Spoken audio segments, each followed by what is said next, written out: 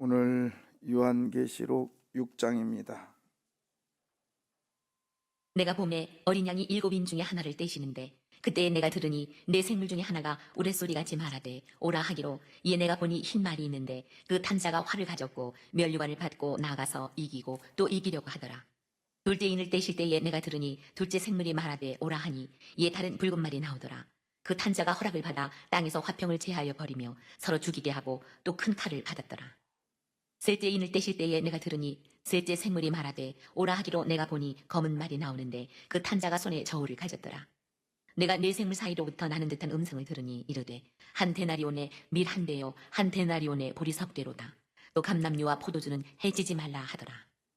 넷째 인을 떼실 때에 내가 넷째 생물의 음성을 들으니 말하되 오라 하기로, 내가 봄에 청황색 말이 나오는데 그 탄자의 이름은 사망이니 음부가 그 뒤를 따르더라. 그들이 땅 4분의 1의 권세를 얻어 검과 흉년과 사망과 땅의 짐승들로서 죽이더라. 다섯째 인을 떼실 때에 내가 보니 하나님의 말씀과 그들이 가진 증거로 말미암아 죽임을 당한 영혼들이 제단 아래에 있어 큰 소리로 불러 이르되, 거룩하고 참되신 대주제여, 땅에 거하는 자들을 심판하여 우리 피를 갚아주지 아니하시기를 어느 때까지 하시려 하나이까 하니, 각각 그들에게 흰 두루마기를 주시며 이르시되, 아직 잠시 동안 쉬되 그들의 동무 종들과 형제들도 자기처럼 죽임을 당하여 그 수가 차기까지 하라 하시더라. 내가 보니 여섯째 인을 떼실 때에 큰 지진이 나며 해가 검은 털로 짠 상복같이 검어지고 달은 온통 피같이 되며 하늘의 별들이 무화과 나무가 대풍에 흔들려 설익은 열매가 떨어지는 것 같이 땅에 떨어지며 하늘은 두루마리가 말리는 것 같이 떠나가고 각 산과 섬이 제자리에서 옮겨지네. 땅의 임금들과 왕족들과 장군들과 부자들과 강한 자들과 모든 종과 자유인이 굴과 산들의 바위 틈에 숨어 산들과 바위에게 말하되, 우리 위에 떨어져 보좌에 앉으신 이의 얼굴에서와 그 어린 양의 진노에서 우리를 가리라. 그들의 진노의 큰 날이 이르렀으니 누가 능히 서리요 하더라. 이상은 하나님의 말씀입니다. 예, 요한계시록을 이제 어렵다고 그래요. 어렵다고. 그 이유가 오늘 같은 이런 말씀이 나오기 때문에 그래요. 이게 적용하기가 참 어려운데, 이게 지금 보수주의 신학자들과 진보주의 신학자들이 주장하는 게 이제 이런 데서 갈리고 있어요. 그런데 우리는 이걸 좀 넓게 봐야 돼요. 그리고 우리는 보수주의입니다. 그래서 긴박성보다는 하나님의 일하심의 여유, 그리고 차근차근 해 나가시는 하나님의 질서의 하나님, 이제 이걸 보시면 돼요. 그래서 6장 1절 봅니다. 1절에 보시면 내가 봄에 어제 보시라고 그랬잖아요. 그죠? 그 다음에 2절에 보니까 이에 내가 보니 라고 되어 있습니다. 그러니까 하나님의 일하심은 보는 것부터 지금 이제 이게 시작하는데, 6장 1절에 본이라고 하는 건 새로운 전환을 얘기하고요.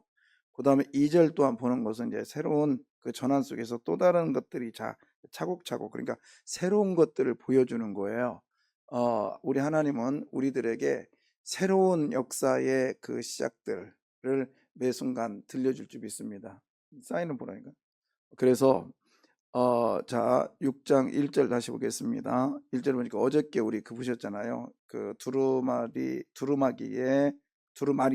두루마리의 그 일곱 번의 그 인이 딱딱 찍혀져 있는 거 있었잖아요.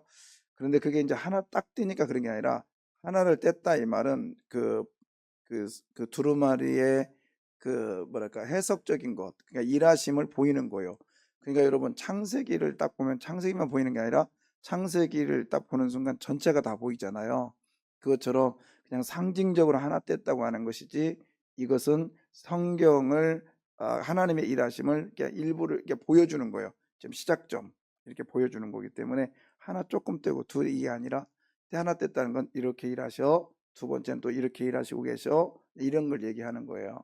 그래서 이걸 6장을 이해하려면 이렇게 생각하시면 돼요. 하나님의 일하심을 시작되었다. 하나님의 일하심이 시작되었다. 그런데 하나님의 일하심의 시작됨을 우리가 어떻게 해야 되냐? 우리는 그 일하심을 보면 돼요.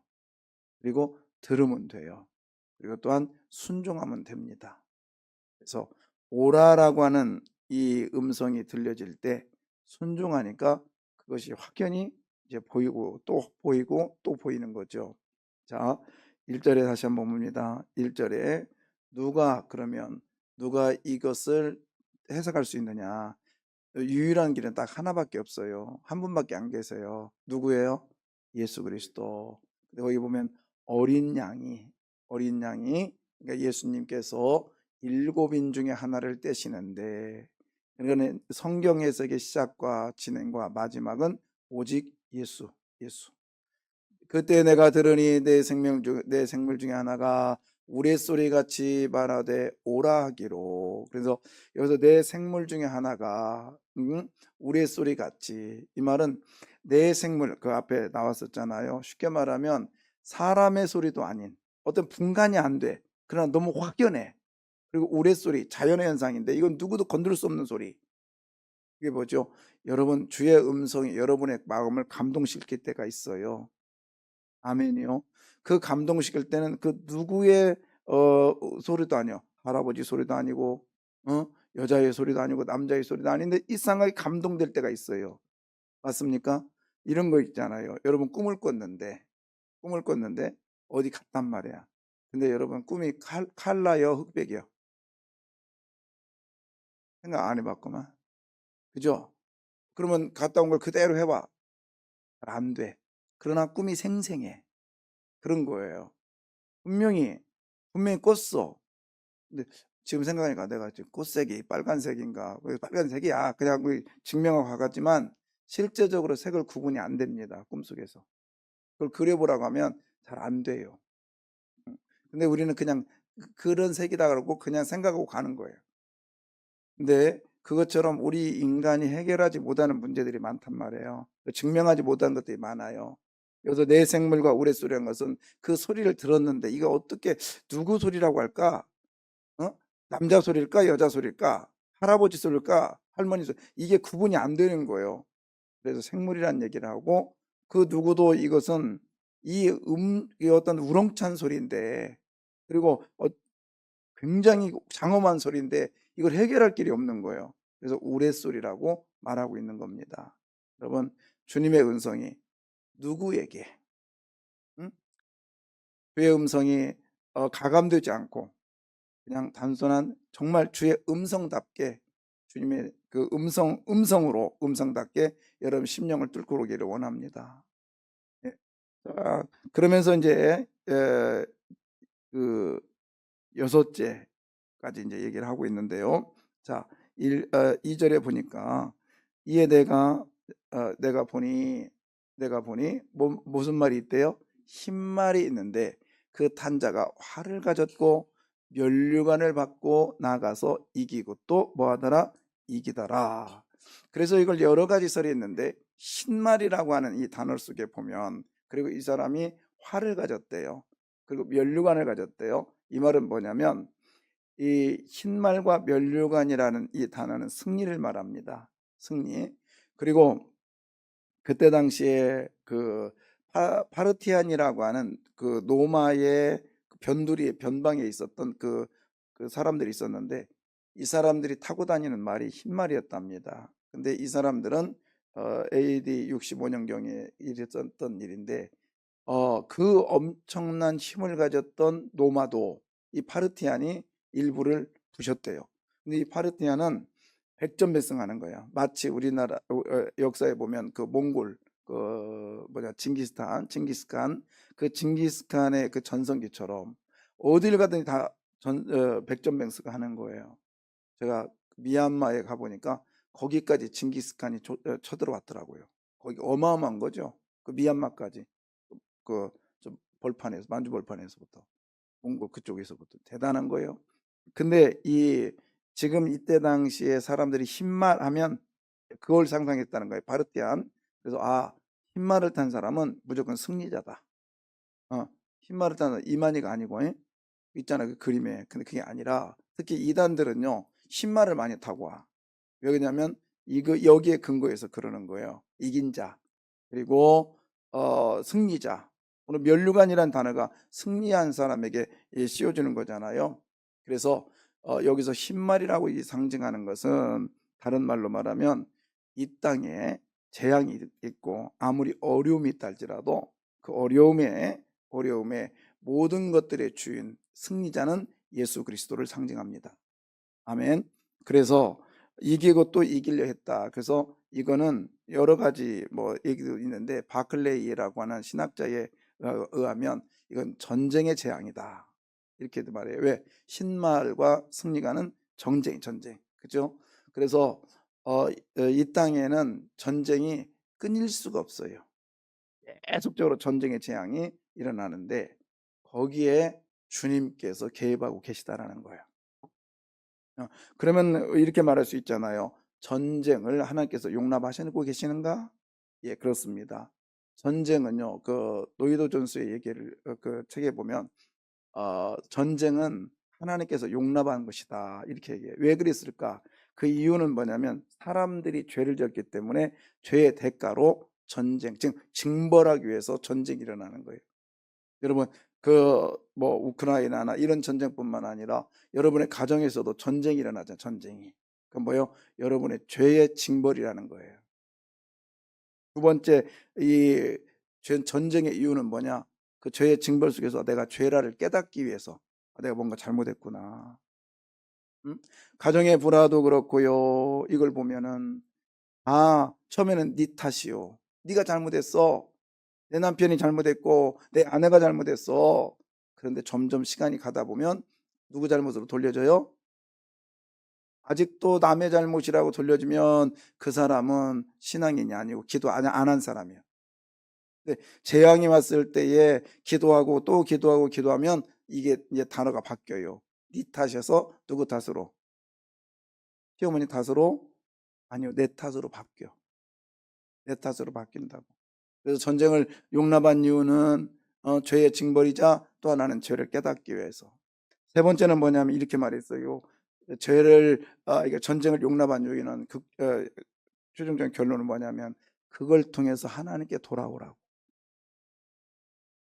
여러분의 가정에 여러분의 삶의 현장에서 힘들고 어려울 때 그게 목적이 뭐냐?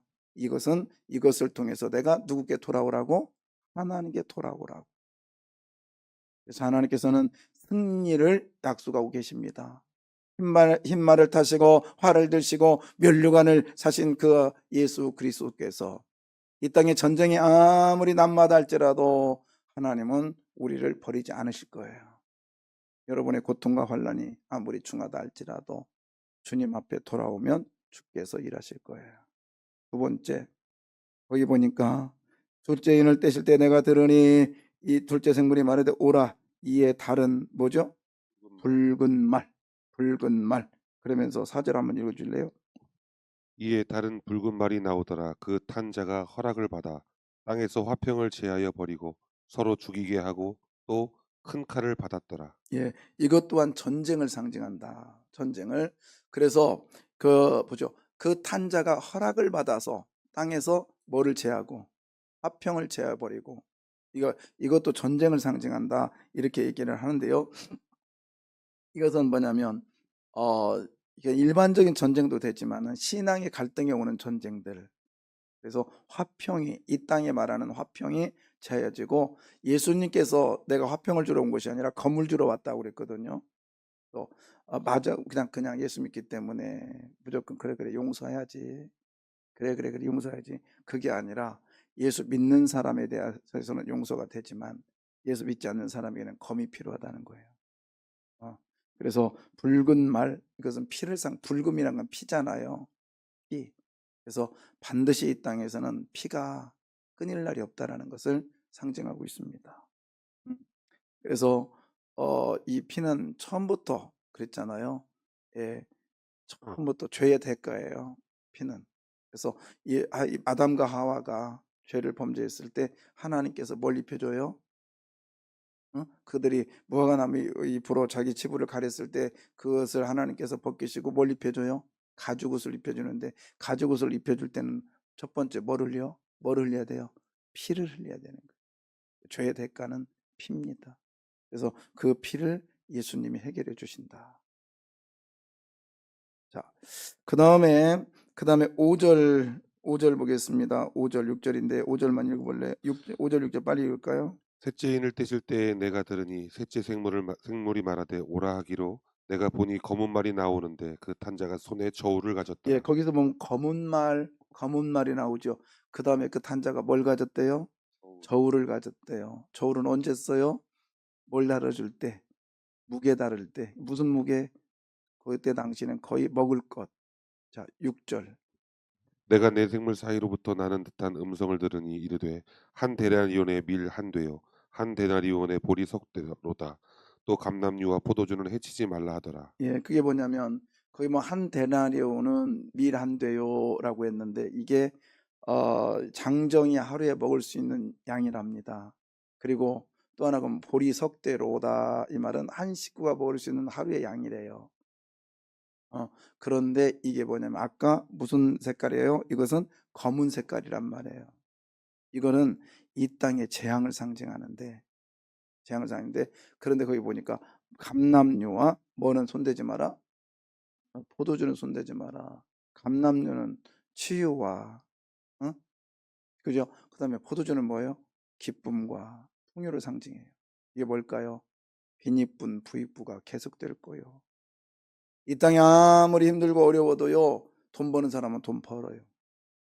그죠? 아무리 좋아도요, 가난한 사람은 가난하다는 거예요. 근데 이 데나리온의 위란대라는 건 그때 당시에 8배의 물가나 16배의 물가랍니다. 그러니까 여러분 우리가 살 수 있는 천 원이 6,000원이 됐다는 거예요. 물가 상승, 그 다음에 경제적 재난. 그럼에도 불구하고 감람류 포도주는 해치지 마라. 저는요 저와 여러분이 그런 삶 됐으면 좋겠어요. 밀 한 대가 한 데나리온의 밀이 한 대요 한 데나리온의 보리 석 대라 할지라도 우리들에게는 감람류와 포도주가 있기를 원합니다. 이것이 하나님의 일하심에 보는 축복이라고 생각하는데 이왕이면 예수 믿으면서 이런 복까지 누리면 얼마나 좋을까요? 아멘입니다. 네. 오늘 아침에 하나님 나에게 감람류와 포도주의 복을 주시옵소서. 말씀 붙들고 나가십시오. 그 말씀 붙들고 나갈 때 하나님께서 그 말씀에 붙든 자에게 일하실 줄 믿습니다. 일하신다고요. 일하신다고요. 오라 그랬어요. 만약에 사도 요한이 가지 않았으면 이걸 받겠습니까? 순종하고 나가면 하나님이 하신다고요. 따라서 순종합시다. 순종합시다. 순종은요, 겸손해야 순종할 수 있어요. 근데 이 겸손이라는 단어가 뭐냐면 이 영어에 보면 흙이라는 단어와 똑같은 단어예요. 우리 땅처럼 낮아져야 순종할 수 있습니다. 겸손할 수 있어요. 자, 그 다음에 지금 몇 번째까지 했죠? 제가 알고 물어봤는데 대답을 잘 안 하는데. 자, 넷째 봅니다. 읽어볼래요? 넷째 인을 떼실 때에 내가 넷째 생물의 음성을 들으니 말하되 오라 하기로 예, 8절. 내가 봄에 청황색 말이 나오는데 그 탄자의 이름은 사망이니 음부가 그 뒤를 따르더라. 그들이 땅 4분의 1의 권세를 얻어 검과 흉년과 사망과 땅의 짐승들로서 죽이더라. 예, 이게 뭐냐면 청황색 말이죠. 청황색은 뭐죠? 무슨 색깔이에요? 삼성의료원에 가면 저쪽에 장례식장 앞에 그 핏방울이 하나 똑 떨어진 그 조각품이 있어요. 그 색깔이 청황색이에요. 뭐죠? 여러분 죽은 피가 청황색입니다. 죽은 피가. 이게 뭘까요? 핏기가 없는 청황색 죽음, 즉 사망을 말하는데 거기 음부라는 단어가 나오잖아요.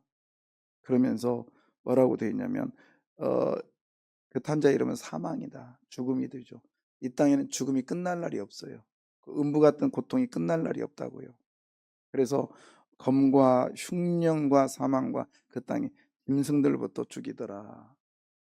짐승들로서 죽이더라. 이 말은 여러분 이 땅에 죽음이라는 것이 항상 옆에서 도사리고 있다는 거죠. 그런데 이렇게 생각하면 어떨까요? 우리가 천년만년 살 거 아니거든. 그죠?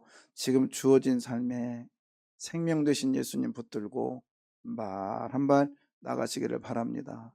천년만년 살 것 같으면은요, 적도 다 내가 막 어떻게 해서 싸워서 물리쳐야 되고요. 천년만년 살 것 같다면 어떻게 해서라도 돈 모아놓고 쌓아놓고 살고요. 그렇잖아요. 그런데 우리 예수 믿고 기억하십시오. 아무리 붉은 피라 할지라도 이게 청황색 피로 바뀐다니까요. 죽을 수밖에 없는 우리의 존재이기 때문에 우리가 유일하게 살 길은 예수 그리스도 붙드는 거예요. 붙드는 거예요. 그래서 우리 하나님만이 우리들 할 수 있어요. 자, 16절 보겠습니다. 16절에 보면 산들과 바위에게 말하되 우리 위에 떨어져 보좌에 앉으신 이의 얼굴에서와 어린 양의 진노에서 뭐라고요? 우리를 가리리라. 이건 안 믿는 자들이 하는 얘기예요. 그러나 어린 양의 진노, 바꿔 말하면 어린 양의 축복은 우리들에게 임할 줄 믿습니다. 어린 양의 축복, 예수 그리스도가 우리와 함께 하시는 그날의 축복이 함께 할 줄 믿습니다. 아멘이요. 아멘. 아멘. 자, 그 다음에 뭐 이걸 자세히는 할 수 없지만 그냥 짚고 갈게요. 뭐 다 못 할 수 있어서 그래 했는데, 자, 9절. 다섯째 인을 떼실 때에 내가 보니 하나님의 말씀과 그들이 가진 증거로 말미암아 죽임을 당한 영혼들이 제단 아래에 있어. 예, 이건 뭐냐면 순교자들을 말해요. 제단 아래 있다. 그래서 우리가 하나님의 말씀과 그들이 가진 증거로 말미암아 죽임을 당했다. 순교자. 그런데요, 자 보십시오. 11절 하반절에 보면 그 수가 찰 때까지 하라 그랬어요. 그 수가 찰 때까지. 그러니까 순교자는요, 하나님이 숫자를 정해놨대요. 순교자는. 그런데 거기 보십시오. 순교자가 두 종류예요. 우리 순교자 하면은 좀 이따 봐요. 순교자 하면은 우리는 예수 믿다가 주기철 목사님처럼 저 높은 곳을 향하여 하면 뭐 그 영화 있었잖아요. 그리고 뭐 못판을 걸어가는 뭐 그런 거. 그 다음에 손양원 목사님처럼 하나님께 하다가 총살당해서 죽으시고 뭐 이런 것들이 순교자라고 생각이 맞습니다. 그런 순교. 근데 오늘 보면 볼까요? 오늘 9절 아니죠. 9절이 맞죠? 9절에 순교자가 두 종류가 나와요. 순교자. 자, 첫 번째는 하나님의 말씀. 그 다음에 그들이 가진 증거. 쉽게 말하면 목숨 바쳐서 죽는 증거로 죽은 자와 또 하나는 말씀에 의해서 죽는 자를 말해요. 쉽게 말하면 오늘 여러분이 시간을 죽이고 이 자리에 오셨잖아요. 그래서 여러분은 지금 순교자입니다. 안 믿기니까 아멘도 안 하는데. 너무 거룩한 것을 너무 큰 걸 줘서 그래요? 안 해요. 그러니까 여러분 말씀에 의해서 왜 그러냐면 그것을 와석종신이라고 하나요? 끝까지 내가 요한처럼 끝까지 내가 생명을 다해서 죽을 때도 말씀에 의해서 순간순간 말씀에 의해서 순간순간 포기했잖아요. 그게 바로 오늘날 순교자예요. 근데 하나님은 그 숫자가 기다린대요. 그 숫자를. 근데 그 숫자 속에 저와 여러분이 들어가기를 원합니다. 아멘. 그 순교자의 특징이 뭐냐면 그거예요. 자, 10절에 보면은 큰 소리를 불러 이르되 이제 그들이 하는 거예요. 제단 밑에 순교자의 특징이요. 큰 소리로 뭐예요? 부릅니다. 쉽게 말해서 이게 무슨 뜻이냐면 순교자의 특징은 기도의 삶을 사는 거예요. 아시겠습니까? 오늘 이 자리에 기도하러 오셨잖아요. 그럼 여러분 순교자의 특징 속에 살고 있는 거예요. 근데 기도하면서 그냥 하는 게 아니라 거기 보면요. 거룩하고 참되신 누구요? 주제여. 그러니까 하나님을 절대 주권자로 믿고 기도하는 사람이 순교자예요. 그럼 순교자는 누구요? 대답해봐요. 오늘 잠 안 자고 이 자리에 나오신 여러분이 순교자입니다. 할렐루야. 할렐루야. 진짜예요. 또 저기 제가 우리끼리 알아. 제가 이렇게 그 핸드폰을 누르다가 이놈이 내 말을 못 알아듣네. 그쯤 시리아 있잖아요. 누구 전화해줘 그랬더니 우리 나간 목사를 자꾸 연결해 시켜줘. 그 사람 전화 안 하려고 했거든요. 하려고 한 거예요. 잘못 누른 거지. 나중에 그분이 이제 전화가 왔어요. 목사님 웬일이세요? 아이고 제가 먼저 전화해야 되는데요. 그래서 여러분 혹시나 그런 일 많죠? 잘못 전화했을 때. 근데 제일 섭섭할 때가 별일 아니야. 내가 잘못 눌렀어 하면 정말 섭섭해. 그죠? 그래서 내가 그랬지만은 그런 야 그러면서 "그래요. 요즘 잘 지내? 건강해? 나 당신 건강 때문에 항상 기도하고 있네." 그랬어요. 그때 하는 말이 그 중에 "목사님 대단하세요." 그래서 "뭐가?" 그랬더니 "어떻게 새벽마다 25 분, 30분 가까이 설교를 그렇게 하십니까?" 그래요. 새벽 설교가. 그래서 내 속으로 '나 순교자야.' 그러니까 여러분, 여러분이 오늘 이 자리에 나오신 자체가 뭐예요? 순교예요, 순교. 왜요? 순교의 특징을 얘기하고 있잖아요. 말씀과 하나님 말씀과 증거로 지금 살고 있잖아요. 다시 한번 읊조릴까요? 나는 나는 순교자다. 순교자다. 예. 그리고 순교자의 특징이 뭐예요? 하나님을 대주권자, 대주제로 임명하는 부르는 거예요. 이 대제도는 이게 그냥 뭐 호테스토도 데스라는 단어인데요. 이게 뭐냐면 당신은 절대의 주권자입니다. 하나님 외에는 이 일이 안 됩니다. 이걸 고백하는 자라는 거예요. 대주자라는 뜻이. 어. 여러분 그 대주제신 하나님을 우리의 고백 속에 있음을 믿습니다. 그래서 우리가 매 순간 나는 예수님을 믿습니다 고백하잖아요. 이게 순교자의 길이라는 거예요. 시간 없어. 마지막이요. 자 12절. 내가 보니 여섯째 인을 떼실 때에 큰 지진이 나며 해가 검은 털로 짠 상복같이 검어지고 달은 온통 피같이 되며 예, 그다음에 13절. 하늘의 별들이 무화과 나무가 대풍에 흔들려 설익은 열매가 떨어지는 것 같이 땅에 떨어지며 예, 이 무화과 나무의 열매가 설익었다. 이게 무슨 뜻일까요? 무화과 나무는 파계라고 그래서 1년에 6번 열어요. 1년에 6번 엽니다. 그래서 열기는 지금 몇 월 달이에요? 오늘 지금이 4월인가? 3월. 3월이죠. 지금부터 열기 시작해서 9월 달까지 엽니다. 계속 떨어지고 떨어지고. 근데 그게 말랐다는 것은 대재앙이고 기근이잖아요. 이게 이 땅에 그런 날이 옵니다. 고갈 때가 와요. 그래서 여섯째 인. 그러나 그것을 뭐라고 하느냐? 17절. 그들이 진노의 뭐죠? 큰 날이 큰 날에 이르렀으니 다 이 지금 여섯째 인까지 하면 큰 날에 진노의 큰 날이었다는 거예요. 그러나 여러분 이런 진노의 큰 날에 누구도 못 써요. 못 써지만 어린 양이신 예수님이 서셨습니다. 마다들로 서시고 첫 열매로 서셨어요. 그러면 저와 여러분은 두 번째 열매니까 당연히 쓸 줄 믿습니다. 아멘. 자, 그다음 뭐요? 없네. 아까 인이 몇 개인데? 여섯, 일곱 개. 7개 했잖아요. 근데 하나는 없네. 내일 모레 보면 돼. 아무래도 내일 모레는 못 볼 수도 있겠네. 그죠? 이제 8장에 가야 이제 7째이 나오고 7장에 삽입별이 14만 4천이 나옵니다. 자, 기도하겠습니다.